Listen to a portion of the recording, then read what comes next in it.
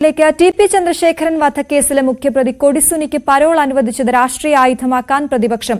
മനുഷ്യാവകാശ കമ്മീഷന്റെ കത്ത് തെറ്റായി വ്യാഖ്യാനിച്ച് രാഷ്ട്രീയ താൽപര്യപ്രകാരം പരോൾ അനുവദിച്ചു എന്നാണ് പ്രതിപക്ഷം ആരോപിക്കുന്നത്. അടുത്തയാഴ്ച മുതൽ ആരംഭിക്കുന്ന നിയമസഭാ സമ്മേളനത്തിൽ പ്രതിപക്ഷം വിഷയം ഉന്നയിക്കും. ഡാൻ കുര്യൻ ചേരുന്ന വിവരങ്ങളുമായി. Dan, good morning. എന്തായാലും കൊടിസുനി പുറത്തിറങ്ങിയിരിക്കുന്നു. ഇത് വലിയൊരു രാഷ്ട്രീയ ആയുധമാക്കാൻ പ്രതിപക്ഷം തീരുമാനിച്ചിരിക്കുന്നു. ഏത് രീതിയിലാണ് സർക്കാർ ഇതിനെ വ്യാഖ്യാനിക്കുന്നത്, പാർട്ടി ഇതിനെ വ്യാഖ്യാനിക്കും? വലിയ തരത്തിലുള്ള വിമർശനങ്ങൾ ഇതിനോടകം തന്നെ ഉയർന്നു കഴിഞ്ഞിരിക്കുകയാണ്. പ്രതിപക്ഷ നേതാവ് അടക്കം ഇതിനെ നിയമപരമായി തന്നെ നേരിടും എന്നാണ് പറഞ്ഞിരിക്കുന്നത്. കെ രമയാണ് ആദ്യം ഈ പ്രതികരണവുമായി രംഗത്തെത്തുന്ന സാഹചര്യം ഉണ്ടായത്. നിലവിൽ കെ രമ കഴിഞ്ഞ ദിവസം പറഞ്ഞത് 15 ദിവസത്തിൽ കൂടുതൽ എങ്ങനെ ഇങ്ങനെയൊരു ക്രിമിനൽ കേസിൽ ഉൾപ്പെട്ട പ്രതിക്ക് പരോൾ അനുവദിക്കാൻ കഴിയും, അതിൽ ഗൂഢാലോചന നടന്നിട്ടുണ്ടായിരുന്നാണ്. അതുകൊണ്ട് തന്നെ സഭാ സമ്മേളനം കൂടി വരാനിരിക്കുന്ന പശ്ചാത്തലത്തിൽ ഇതിനെ വലിയ തരത്തിലൊരു രാഷ്ട്രീയ ആയുധമായി ഉപയോഗിക്കാൻ ഒരുങ്ങുകയാണ് പ്രതിപക്ഷം.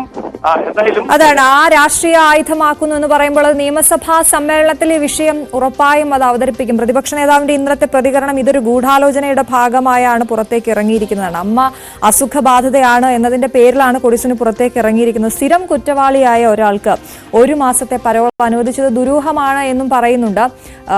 ഈ ഏത് രീതിയിൽ കൊടിസുനി പുറത്തിറങ്ങുമ്പോൾ പ്രവർത്തിക്കുമെന്നൊക്കെയുള്ള കാര്യത്തിൽ സർക്കാരിന് ഉറപ്പുണ്ടോ എന്നൊക്കെയുള്ള രൂക്ഷമായ ചോദ്യം പ്രതിപക്ഷ നേതാവ് ഇന്നലെ തന്നെ ഉയർത്തിയിരുന്നു. ഡാൻ, തുടരാം. അശ്വതി, അത് തന്നെയാണ് ഞാൻ സൂചിപ്പിച്ചത്. അതായത് ഈ 2 കൊലപാതക കേസുകളിലും ഇതുൾപ്പെടെ 37 ക്രിമിനൽ കേസുകളിലും പ്രതിയാണ് കൊടിസുനി. അങ്ങനെ ഒരാൾക്ക് പോലീസിന്റെ പ്രൊബേഷൻ റിപ്പോർട്ട് ഉൾപ്പെടെ മറികടന്നുകൊണ്ട് എങ്ങനെ പരോൾ അനുവദിക്കാൻ കഴിയും? അതിലൊരു അസ്വാഭാവികത ഇല്ലേ എന്നതാണ് പ്രതിപക്ഷം ഉന്നയിക്കുന്ന പ്രധാനപ്പെട്ട ചോദ്യം. അവിടെ ജയിൽ മേധാവി ബൽറാംകുമാർ ഉപാധ്യായ ഏതെങ്കിലും തരത്തിലുള്ള സമ്മർദ്ദങ്ങൾക്ക് വഴങ്ങിയതാണോ? അദ്ദേഹത്തിന് മുന്നിൽ എന്തെങ്കിലും രാഷ്ട്രീയ സമ്മർദ്ദങ്ങൾ ഉണ്ടായോ?